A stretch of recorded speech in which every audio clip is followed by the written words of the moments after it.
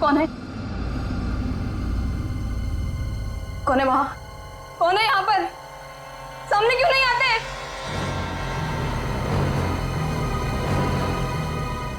बस बहुत हो गया, बंद करो ये खेल, बंद करो ये खेल।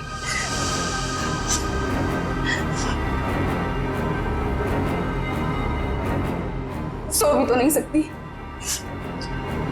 अगर सो गई शायद फिर कभी नींद से उठ ही ना पाऊं। जूही, श्रुति तुमसे कितनी बार कहा है कि दरवाजा खटखटा के अंदर आया करो। ओ हेलो मैडम, ये गर्ल्स हॉस्टल है, किसी ऑफिस की बॉस का केबिन नहीं है। तुम नहीं समझोगी। जूही, क्या हुआ तुम्हें? इतनी चिड़चिड़ी और उखड़ी उखड़ी क्यों लग रही हो? जो इंसान 4 दिन से सोया नहीं हो ना, उसका बर्ताव ऐसे ही होगा ना। सोती क्यों नहीं? मैंने कहा था ना तुमसे, वो सिर्फ और सिर्फ सपने हैं, उनका कोई मतलब नहीं है। श्रुति, सिर्फ सपना नहीं है वो, जो मेरे ऊपर बीत रही है वो तेरे पर बीत रही होती तब तुझे मेरी तकलीफ पता चलती। मैं तेरी तकलीफ समझ रही हूँ जूही, लेकिन तू मेरी बात नहीं समझ रही है। जैसा तू सोच रही है वैसा कुछ भी नहीं है। नहीं, चल अच्छा, अब थोड़ी देर आराम कर। चल श्रुति नहीं, अब तो गहरी नींद में सो जा। मेरी बात मान जूही, सो जा थोड़ी देर। मैं नहीं सोऊंगी श्रुति। सो जा जूही, तुझे मुझ पे भरोसा है कि नहीं? है ना? तू अभी आराम से सो जा, मैं तेरे कमरे के बाहर ही हूँ। वो सपने फिर आएंगे श्रुति। नहीं आएंगे। Good night. साल भर पढ़ाई करते तो आज ये नौबत तो ना आती। मुझे बहुत डर लग रहा है यार, कुछ भी तो कंप्लीट नहीं हुआ है। मैं तो श्रुति से ना, श्रुति, पता है मैं तुझे ही ढूंढ रही थी। मुझे तेरे नोट्स देना यार, वरना पता नहीं एग्जाम्स में क्या होगा। मुझे बहुत डर लग रहा है यार। मेरे भी नोट्स अधूरे हैं। अच्छा ऐसा करते हैं कि कल लाइब्रेरी जाके इकट्ठा नोट्स बना लेते हैं। तुम दोनों टेंशन क्यों ले रहे हो? अरे गर्ल्स, क्या हो रहा है? एग्जाम शुरू होने वाले हैं। चलो सब अपने अपने कमरे में जाओ और जाकर पढ़ाई करो, बहुत रात हो गई है। Yes madam.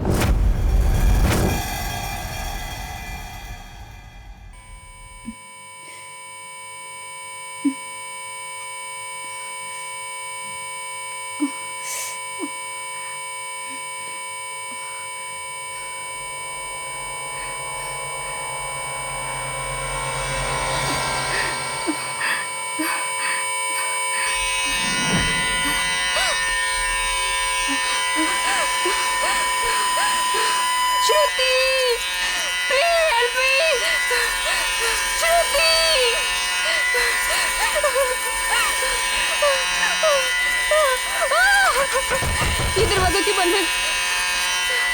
श्रुति, ये लाइट क्यों नहीं जल रही है?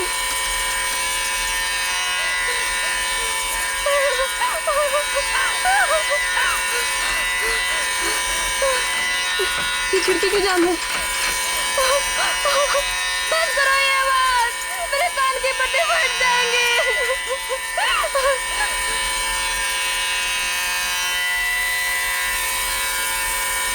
ये धुआं कहाँ से आ रहा है?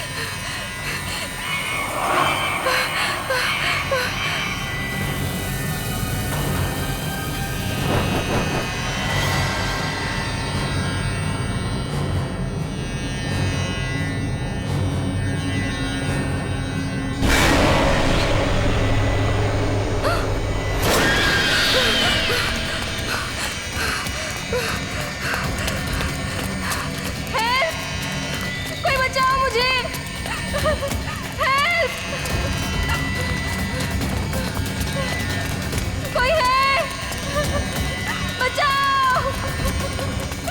Please help me! कोई है? कोई बचाओ मुझे! मत मारो मुझे! मत मारो! मत मारो मुझे! मत मारो!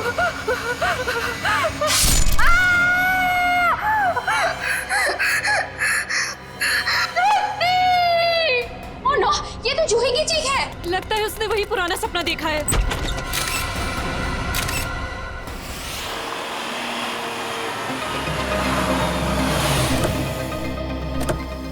आश्रया, क्या पता चला?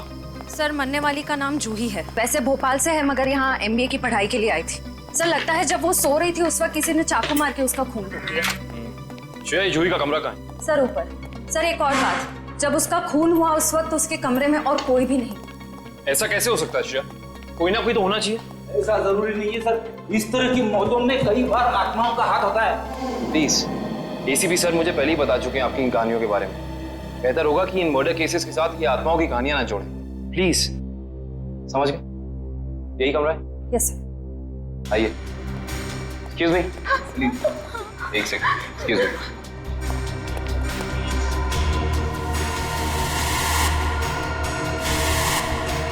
हमला भी शायद जूही की नींद में ही हुआ। बेचारी को अपने आप को बचाने का मौका भी नहीं मिला होगा। एक्सक्यूज मी, यहाँ पे सबसे पहले जूही की मौत का पता किसको चला? सर, सबको एक साथ ही पता चला था। हम यहाँ कॉरिडोर में थे, अचानक से जूही के कमरे से चीखने की आवाज आई और अंदर आके देखा तो जूही की जान जा चुकी थी। उस समय कमरे में जूही के साथ और कौन था? सर, उस वक्त जूही के साथ कोई नहीं था। देखिए, आप लोग दोबारा याद करने की कोशिश कीजिए। हो सकता है कोई ऐसा जो उस वक्त भाग निकला हो। सर, भागने का तो सवाल ही नहीं उठता, क्योंकि डोर बाहर से बंद था और वो अंदर से। खूनी भागेगा भी तो कहाँ से भागेगा? एक मिनट, ये दरवाजा बाहर से बंद था, क्यों? सर, कई दिनों से जूही सो नहीं पा रही थी। अचानक नींद से जाग जाती थी और भागकर अपने कमरे से बाहर आ जाती थी। आज भी कुछ ऐसे ही हुआ। वो सो नहीं पा रही थी, मैंने उसको सुलाया और मैं बाहर आ गई और दरवाजा बाहर से बंद कर दिया। लेकिन इसे नींद क्यों नहीं आ रही थी? सर, कई दिनों से उसे डरावने सपने आ रहे थे।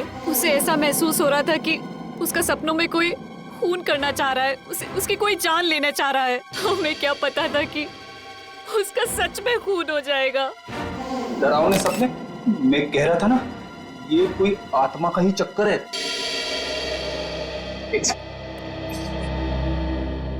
आपको कितनी बार बताया है कि आत्माओं की बातें सबके सामने मत किया करिए।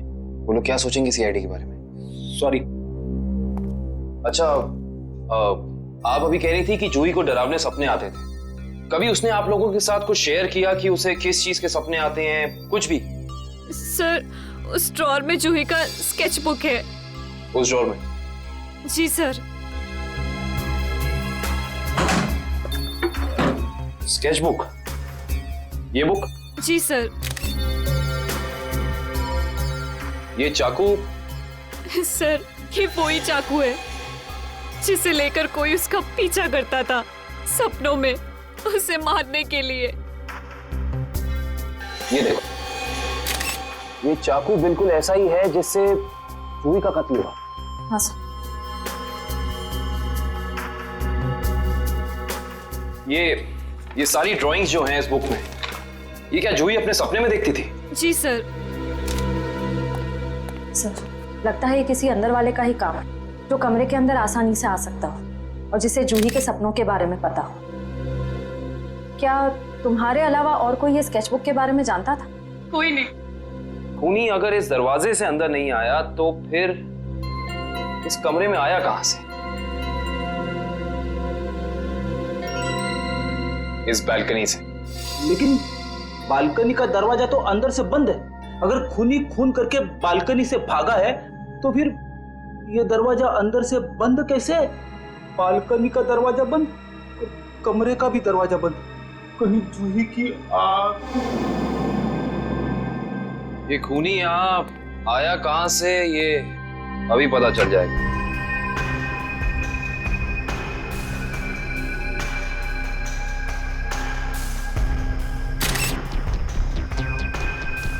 ये देखो, जूते के निशान।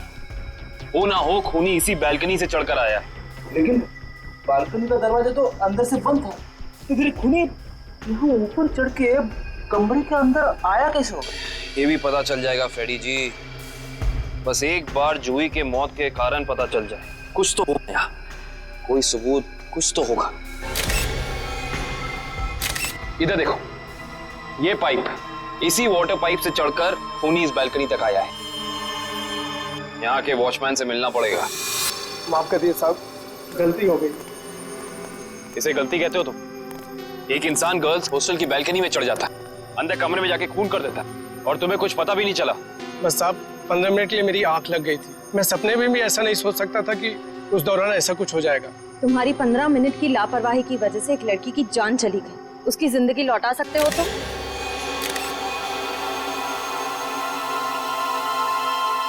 सर ये जूता यहाँ झाड़ियों में पड़ा हुआ था। जूता यहाँ पे?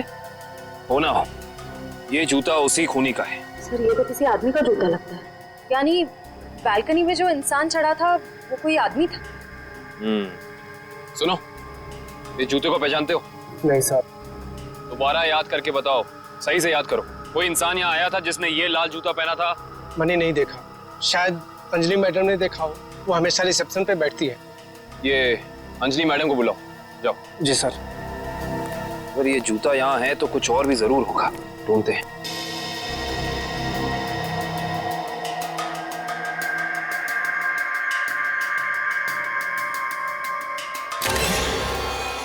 इस तरफ ये जूतों के निशान। एक जूते का निशान थोड़ा गाढ़ा है और दूसरे का हल्का। ये वाला गाढ़ा है। इसका तो एक ही मतलब है, ये जूता जिसका भी है वो इंसान लंगड़ा के चल रहा था। वो लंगड़ा के इसलिए चल रहा था क्योंकि जब वहां बैल्कनी से वो नीचे आया उसे चोट लग गई, फिर वो यहां से भागा और यहाँ पे जूता रह गया। हाँ साहब, मैं ही अंजलि हूँ, आपने मुझे बुलाया? जी अंजलि जी, हमें आपसे कुछ सवाल पूछने थे। जी। अंजलि जी, आपने इस लाल जूते को देखा? मेरा कहने का मतलब है किसी इंसान को इसको पहनकर यहाँ आते हुए देखा, लंगड़ाते हुए? हाँ साहब, मैंने देखा था, मनीष लंगड़ाते हुए जा रहा था। मनीष? ये मनीष कौन है? जूही का दोस्त है। अंजलि जी, जब वो यहाँ आया, ये गर्ल्स हॉस्टल है राइट, आपने उसको रोका नहीं? मैंने उसे रोका पर वो रुका ही नहीं। और क्या? मनीष अक्सर जूही से मिलने हॉस्टल आया करता था, पर कुछ दिनों से उन दोनों के बीच में अनबन चल रही थी। किस बात को लेकर अनबन चल रही थी? मुझे उस बारे में कुछ पता नहीं। कोई बात नहीं, अब तो इस बारे में हम मनीष से ही पूछ लेंगे।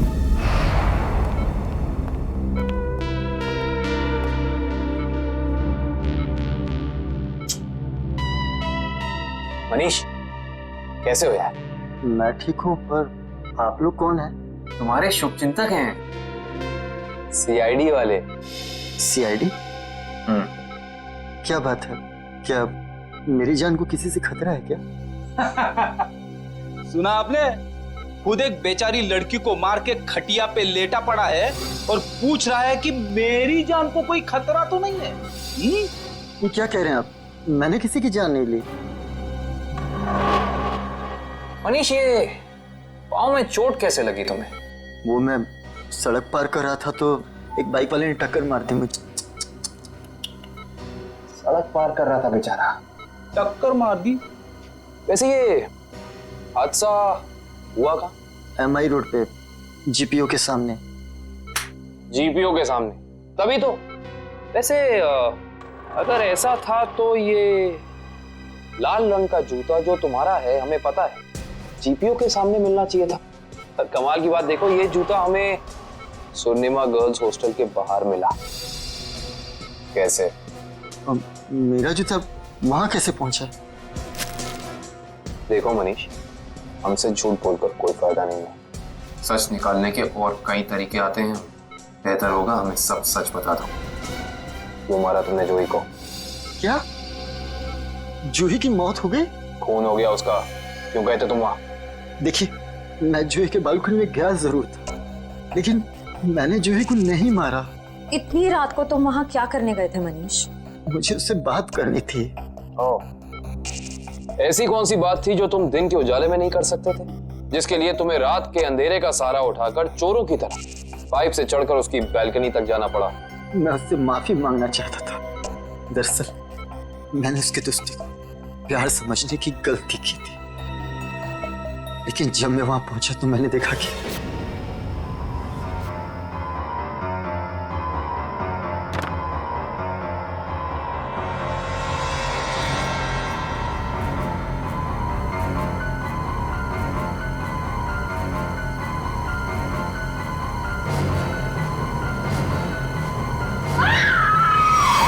शर्म आनी चाहिए तुम्हें मनीष।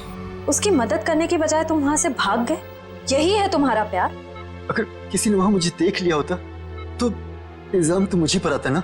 देख तो तुम्हें लिया ही था, अंजलि जी ने तुम्हें रोकने की कोशिश भी की पर तुम रुके नहीं। ये सब छोड़ो, हमें ये बताओ कि जब तुम वहां थे तो उस वक्त कमरे में और कौन था? मैंने वहां किसी को नहीं देखा। हेलो, क्या? एक और कौन? कहां पे?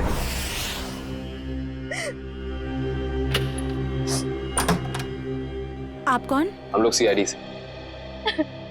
आइए।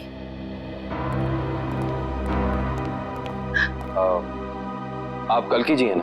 जी मैंने ही आपको फोन किया था। मेरी सहेली मीरा का खून हो गया है। उसकी लाश ऊपर उस कमरे में पड़ी है।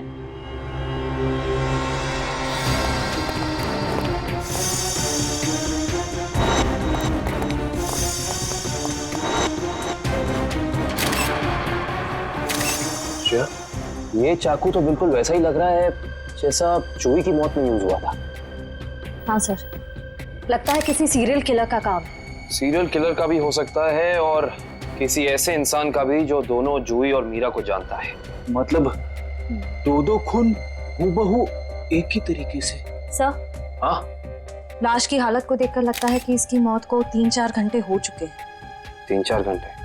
लेकिन श्रेया, जूही की मौत को भी तो 3-4 घंटे ही हुए हैं। एक खूनी एक ही वक्त पे दो जगह पे कैसे हो सकता है?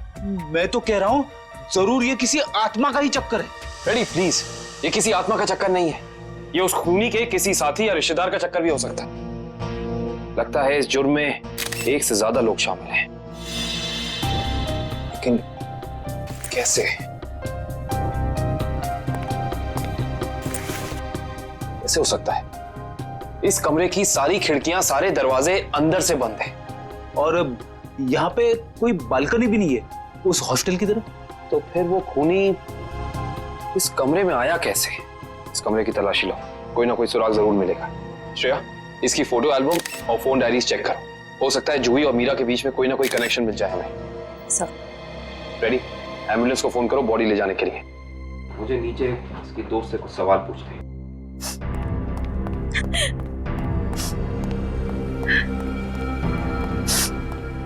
कल्कि जी, जी, आपको मीरा की मौत के बारे में कब पता चला? रात को मैं काफी देर से ऑफिस से लौटी तो मैं इस कॉरिडोर से गुजर रही थी कि तभी मुझे मीरा के चीखने की आवाज सुनाई दी। मैं दौड़ती हुई उसके दरवाजे तक आई। मीरा का दरवाजा खटखटाया पर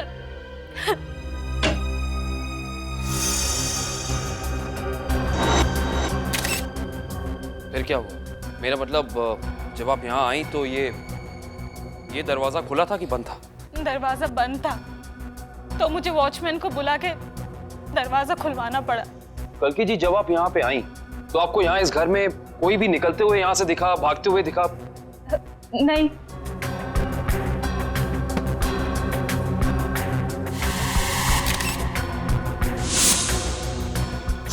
कल्कि जी, आपकी दोस्त मीरा काम क्या करती? बैंक की एरिया मैनेजर थी वो, और 2 साल पहले उसका तबादला हमारे शहर में हुआ था। तबादला? हाँ श्रेया, क्या पता चला? सर, मरने वाली का नाम जूही है। वैसे भोपाल से है मगर यहाँ MBA की पढ़ाई के लिए आई थी। क्या ये तबादला भोपाल से यहाँ हुआ? जोधपुर से। पर क्यों सर? आपकी दोस्त मीरा किसी जूही नाम की लड़की को जानती थी? जहाँ तक मुझे पता है सर, इस नाम की तो उसकी कोई दोस्त नहीं थी। दोस्त नहीं तो कोई रिश्तेदार? क्योंकि कुछ घंटे पहले एक 21 साल की लड़की का बिल्कुल इसी तरीके से खून हुआ।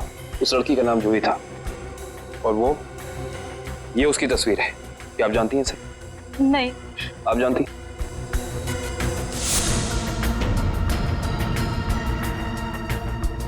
ये क्या हो रहा है हमारे शहर में?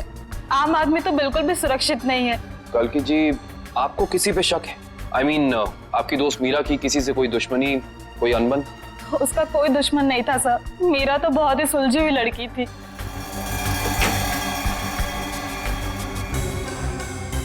अच्छा, ये तस्वीर देखिए। इस आदमी का नाम मनीष है। क्या आप इसे जानती हैं? नहीं सर। सर, आशा, मैंने मीरा के सारी डायरीज, सारे एल्बम्स चेक किए। मीरा और जूही के बीच कोई कनेक्शन नहीं है, कोई संबंध नहीं है। कोई ना कोई संबंध तो जरूर है, वरना ये खूनी सिर्फ इन्हीं दोनों लड़कियों को निशाना क्यों बनाएगा? कुछ तो है जो हमें समझ नहीं आ रहा है। कल्कि जी, क्या कुछ दिनों से मीरा किसी बात को लेकर परेशान थी? हाँ सर, कुछ दिनों से उसे डरावने सपने आ रहे थे। डरावने सपने? मीरा को भी डरावने सपने आ रहे थे? हाँ सर, बस कहती रहती थी कि उसका कोई खून करना चाहता है।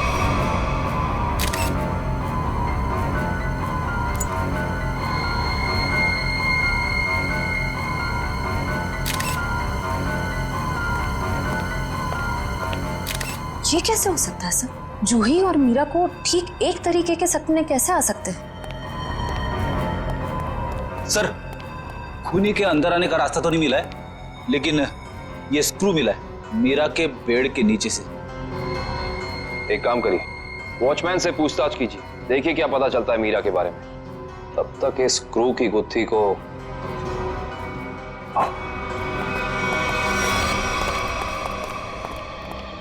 करण, फ्रेडी को ये स्क्रू कहाँ मिला था? सर वहां उधर। इधर? ये स्क्रू हाँ आया कैसे होगा?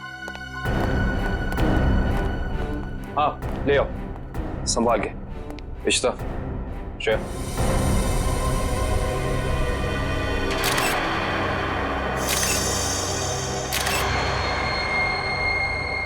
ये बात है। क्या हो सर? ये देख रही हो सीलिंग फैन? अब ये सीलिंग फैन इस स्क्रू की गुत्थी को सुलझाएगा। करण, समझ गया सर।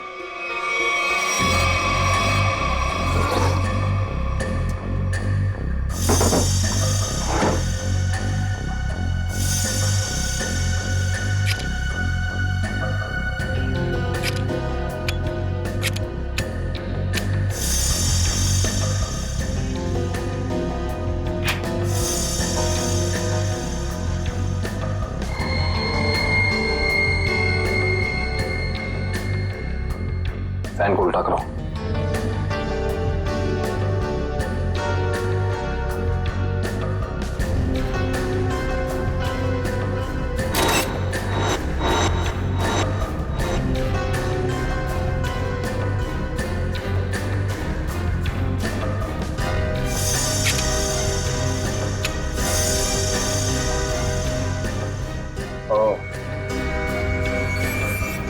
सर यानी ये स्क्रू इस फैन का है?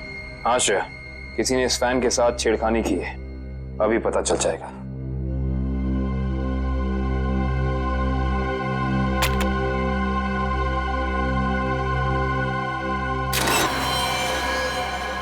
ओह माय गॉड, तो ये बात है, मतलब चाकू इसके अंदर था।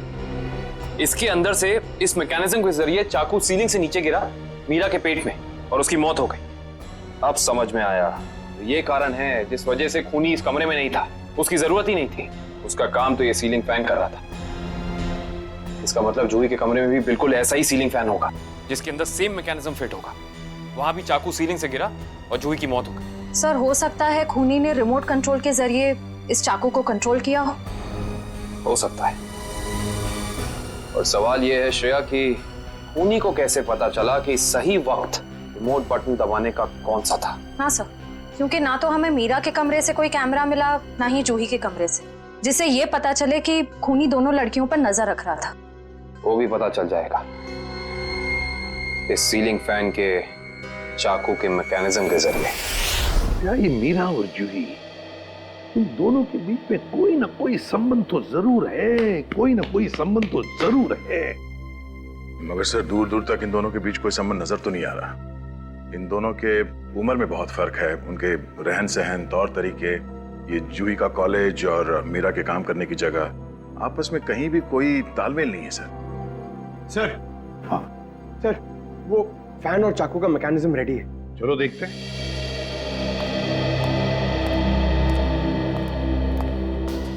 पंकज, रिमोट ऑन करो।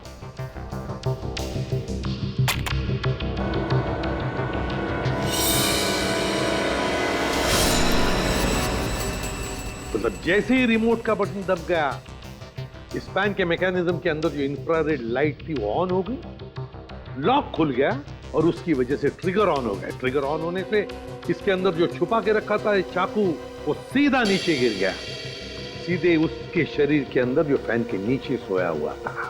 मगर दया, एक बात है, ऐसे मैकेनिज्म की जो रिमोट होते हैं, वो रिमोट ज्यादातर 50 मीटर की दूरी के अंदर ही काम कर सकते हैं।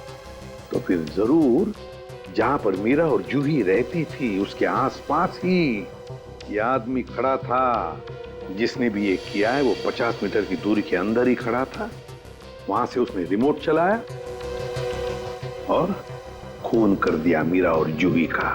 और फिर वो सपने, वो एक जैसे सपने जो मीरा और जूही दोनों की नींद में आते थे, ऐसे सपने तो जानबूझकर ही डाले जा सकते हैं, प्लान करके डाले जा सकते हैं, मगर उसके लिए जरूर कोई तो ट्रिगर होना चाहिए। सर, हाँ, जूही के कमरे में लगे पंखे में भी ठीक ऐसा ही मैकेनिज्म मिला है। और तो और जूही और मीरा दोनों के कमरों में 1 हफ्ते पहले इलेक्ट्रिकल वायरिंग का कुछ काम हुआ था। जूही और मीरा दोनों के घर में, दोनों के कमरों में 1 हफ्ते पहले इलेक्ट्रिकल वायरिंग हुई थी। कहीं ऐसा तो नहीं कि ये वही इलेक्ट्रीशियन है जिसने दोनों के घरों में इलेक्ट्रिकल का काम कर दिया और फिर खून भी उसी ने किया? पता लगाना पड़ेगा इस इलेक्ट्रीशियन के बारे में।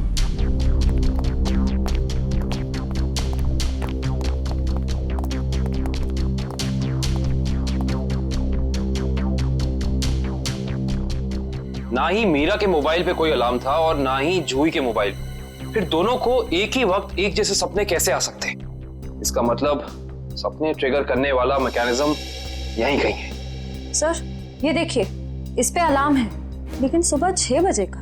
6 बजे का? पर मीरा की मौत तो 3 बजे हुई थी, तो सपने शुरू करने का ट्रिगर लगभग 1 या 1.5 के बीच का होना चाहिए। यह भी तो हो सकता है कि किसी ने मीरा को सम्मोहित कर दिया। ऐसा नहीं हो सकता फ्रेडी, क्योंकि अगर ऐसा होता तो मीरा के दिन भर का हाव भाव, चाल चलन सब प्रभावित होता। पर ऐसा नहीं हुआ। नहीं, कुछ है यहाँ जो हम अभी तक देख नहीं पा रहे। ढूंढो, यही है।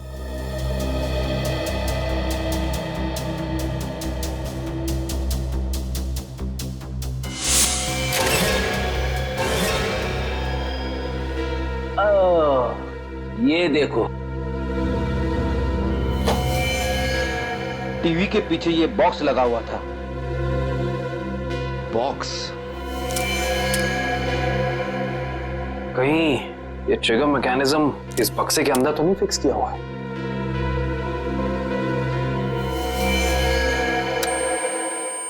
अरे अलार्म बंद करो, ये आवाज मेरे कान के पर्दे फटा ली। सर, कौन सी आवाज? यहाँ कोई अलार्म नहीं बज रहा है। अरे इतने जोर से बज रहा है, सुनाई नहीं दे रहा है। बंद करो। हाँ, बज तो रहा है, लेकिन बहुत धीमी आवाज में। बंद करो, बंद करो। बंद हो। Thank you.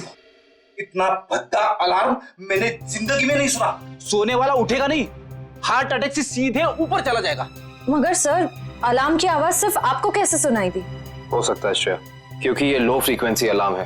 श्रेया, ये सिर्फ उन लोगों को सुनाई देता है जिनकी साउंड टॉलरेंस और सुनने की शक्ति इसकी ध्वनि से मेल खाती है। यानी फ्रेडी सर की तरह जूही और मीरा भी इस अलार्म की आवाज को सुन सकती थी। वो ये बात नहीं जानता था। उसने इस ध्वनि का इस्तेमाल सिर्फ उनके दिमाग को कंडीशन करने के लिए किया, ट्यून करने के लिए, ताकि उन्हें वो डरावने सपने दिखा सके। लेकिन डरावने सपनों का कोई संबंध ही नहीं था इस मौत से। अगर वो चाहता तो बिना सपनों के भी मार सकता था उन्हें। मार सकता था, पर शायद वो ऐसा चाहता नहीं था। खूनी अपने शिकार के साथ खेलना चाहता था, तड़पाना चाहता था, फिर उनकी नींद में उन्हें एक गहरी मौत देना चाहता था। इंटरेस्टिंग। करण सर, कल की को बुला के लाइए। जी। को ये देखो।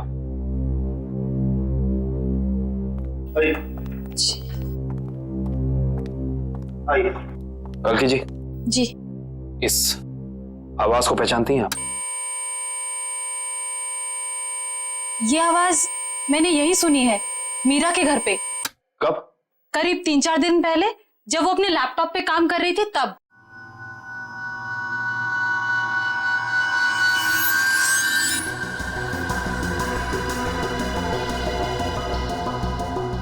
आपको मीरा के लैपटॉप का पासवर्ड पता है? नहीं सर। हमें कंप्यूटर एक्सपर्ट से इसका पासवर्ड ब्रेक कराना होगा, लेकिन मुझे लगता है कि हमारे सारे सवालों के जवाब इसी लैपटॉप के अंदर है, इसके अंदर।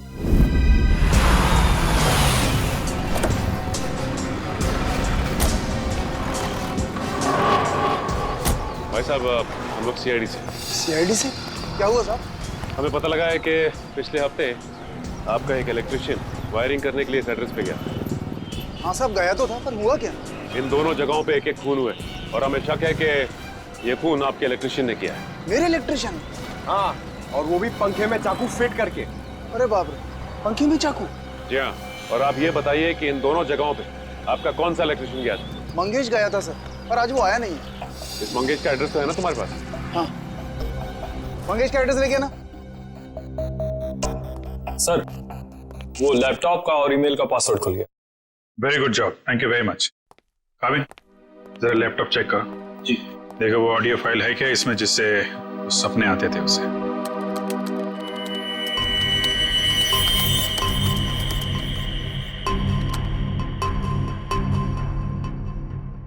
सर, इस कंप्यूटर में कोई ऑडियो फाइल नहीं है। हाँ, लेकिन मीरा के ईमेल अकाउंट में एक वीडियो फाइल दिख रही है। Video file? खोलो खोलो इसे जरा।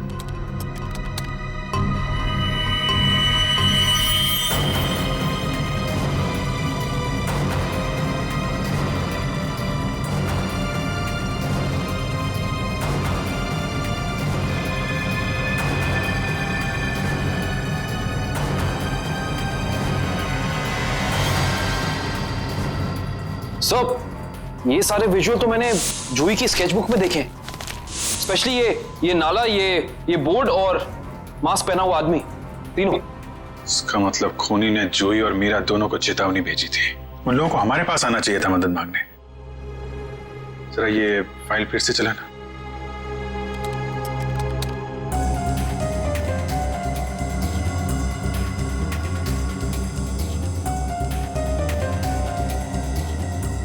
Boss boss boss, Banjara road जो शहर के पश्चिमी हिस्से में है ना? Yes sir. मतलब जो कुछ हुआ है बंजारा रोड पे ही हुआ है। क्या? ठीक है, ओके सर। उस इलेक्ट्रिशियन मंगेश का जो पता मिला था वो नकली है सर। कोई बात नहीं, स्केच बनवाओ उसका और अपने डेटाबेस में चेक करो। बंजारा रोड, वहां जाके देखना पड़ेगा। सब लोग बाहर ध्यान रखना।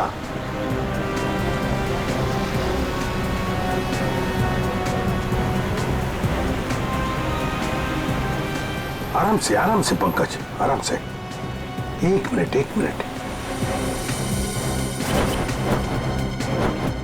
यह है ना एक सूखा नाला है और वो रहा पेड़। सूखा नाला और उसमें वो पेड़। जरा आगे चलकर देखते हैं।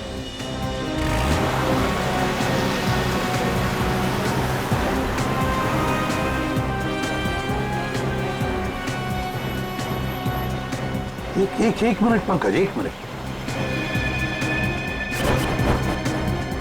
बंजारा रोड मतलब हम सही रास्ते पे हैं। सर वो देखिए, वो पुराना घर जो हमें वीडियो में दिखा था। चलो आगे देखते हैं। अगर खूनी इस जगह का वीडियो बना के मीरा और जूही को भेज क्यों रहा था?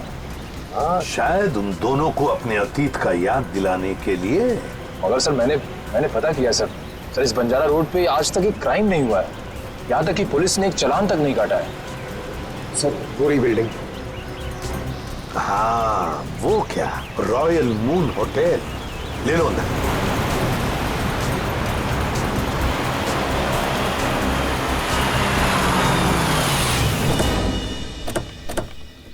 हाँ, इलेक्ट्रिशियन का स्केच मैच नहीं हो रहा है तो कोई बात नहीं, ठीक है।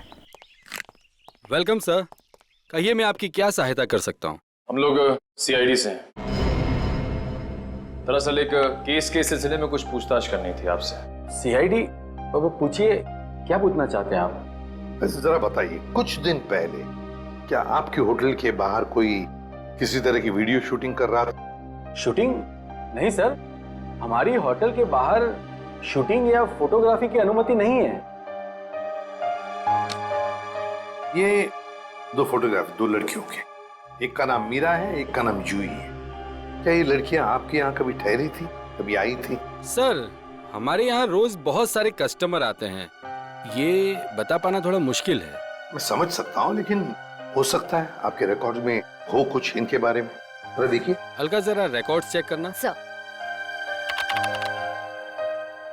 हाँ सर, ये दोनों गेस्ट हमारे होटल पे रुके थे पिछले साल 17 मई 2013। 17 मई 2013, मतलब 1 साल पहले। तो क्या एक साथ आई थी या अलग अलग? नहीं, अलग अलग। सर, इन दोनों के पास शहर में रहने के लिए जगह है, एक घर में रहती है और एक हॉस्टल में रहती है, फिर ये दोनों यहाँ किस लिए आई थी? कोई तो वजह होगी ना पंकज, कोई तो वजह होगी। क्या आपका रिकॉर्ड देख सकता हूँ 17 मई 2013 का? Sure sir. 17 मई 2013, काफी सारी लड़कियां आई थी उस दिन आपके होटल में। कोई फंक्शन वगैरह था क्या? हाँ सर, हो सकता है, क्योंकि हमारे होटल के पास में एक कम्युनिटी हॉल है, वहाँ आए दिनों फंक्शंस होते रहते हैं। अच्छा, कस्टमर का नाम रवि, 5 टैक्सीज बुक की थी उसने, 5। हाँ सर, ये एक नारी सेवा केंद्र चलाता है, मुस्कुराहट नाम है एनजीओ का। और वो अभी भी इसी होटल में ठहरा हुआ है सर। रवि इस वक्त आपके होटल में ठहरे हैं?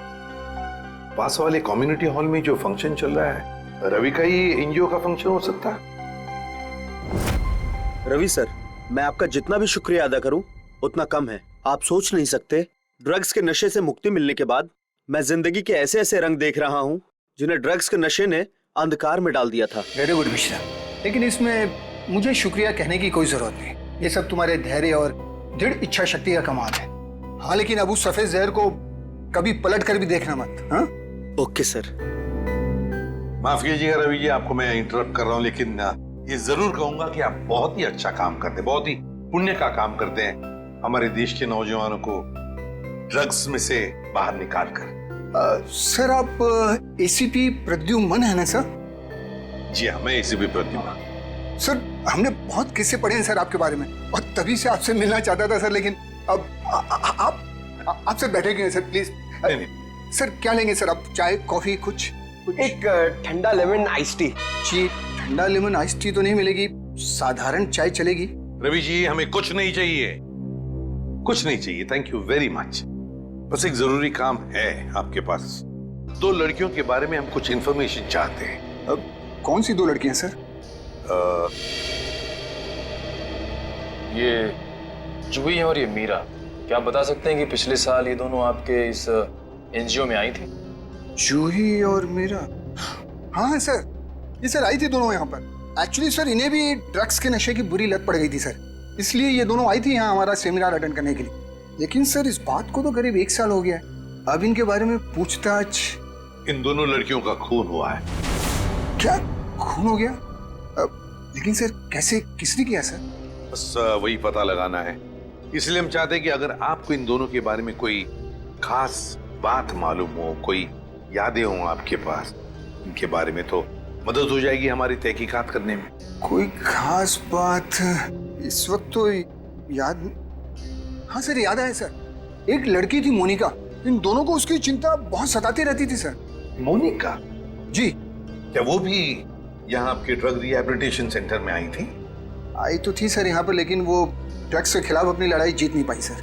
दरअसल सर, 1 साल पहले अपनी बिल्डिंग की छत से कूदकर उसने आत्महत्या कर ली थी सर, ड्रग के नशे में।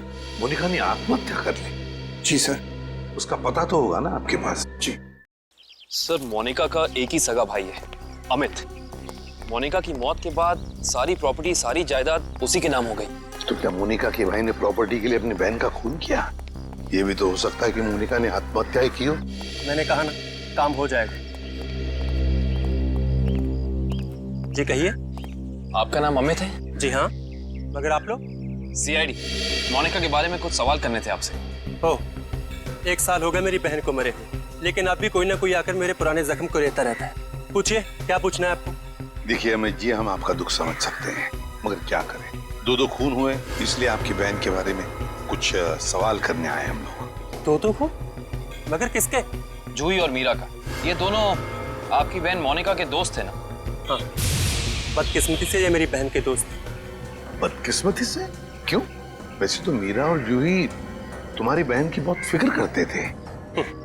अगर सच में उन्हें मेरी बहन की फिक्र होती तो वो फिर से उसे ड्रग्स की खाई में ना धकेलते। क्या वो दोनों फिर से मोनिका को ड्रग्स की लत लगाना चाहते थे? हालांकि वो दोनों खुद ड्रग्स से छुटकारा पाना चाहते थे। मुझे नहीं पता कि वो आदत से छुटकारा पाने आए थे या दोबारा ड्रग एडिक्ट्स को बढ़ावा देने, लेकिन इस काम में एक और भी था उनके साथ। हाँ, विशाल। विशाल? ये विशाल कौन? विशाल जूही और मीरा को ड्रग्स देता था और ये बात मोनिका जान गई थी। लेकिन जब लोगों को पता चला कि मोनिका को उनका राज पता है तो उन्होंने उसे फंसाने के लिए उसके बैग में ड्रग्स डाल दी। वो पकड़ी गई, उसके ऊपर पुलिस केस भी हुआ। वो ये सदमा बर्दाश्त नहीं कर सकी और उसने आत्महत्या कर ली। सर कोई तो है जो मोनिका की मौत का बदला ले रहा है। जूही और मीरा पहले ही मर चुकी हैं। अब अगला नंबर शायद विशाल का। अमित, कल रात तुम कहाँ थे? आप मुझ पे शक कर रहे हैं? क्या करें, शक करने की आदत जो है हमें। और फिर तुम तो अपनी बहन के सबसे करीबी हो ना। मुझसे ज्यादा करीबी तो उसका मंगेतर था, रणविजय। दोनों ने जन्मों जन्मों तक साथ रहने की कस्में खा रखी थी। रणविजय? ये रणविजय यही है ना? हाँ यही तो है वो, लेकिन रणविजय का स्केच आपके पास कैसे? हो सकता है मीरा, जूही और मोनिका की मौत का राज रणविजय जानता हो। Thank you Ranvijay. सब हो रहा विशाल का घर। विशाल की जान को खतरा हो सकता है।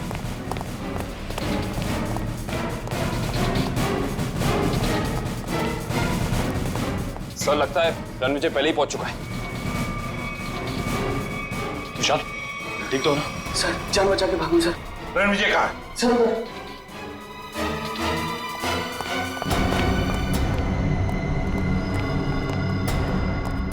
यहाँ तो कोई भी नहीं है। सर शायद यहाँ से भागा होगा।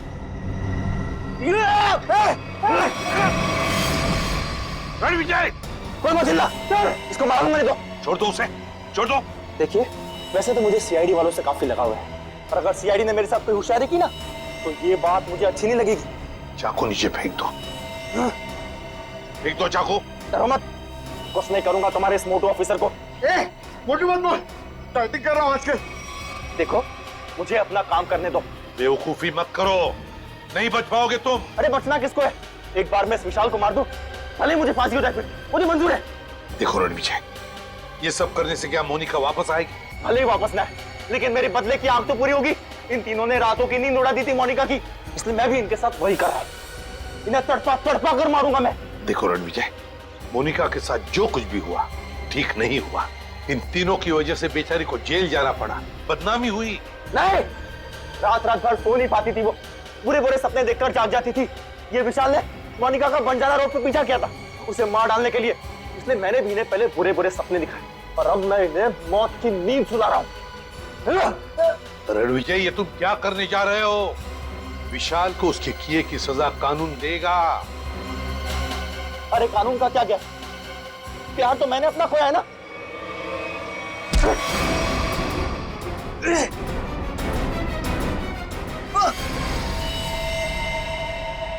रणविजय, विशाल को तो उसके किए की सजा मिलेगी ही मिलेगी, मगर तुमने बदले की आग में दो खून किए, दो।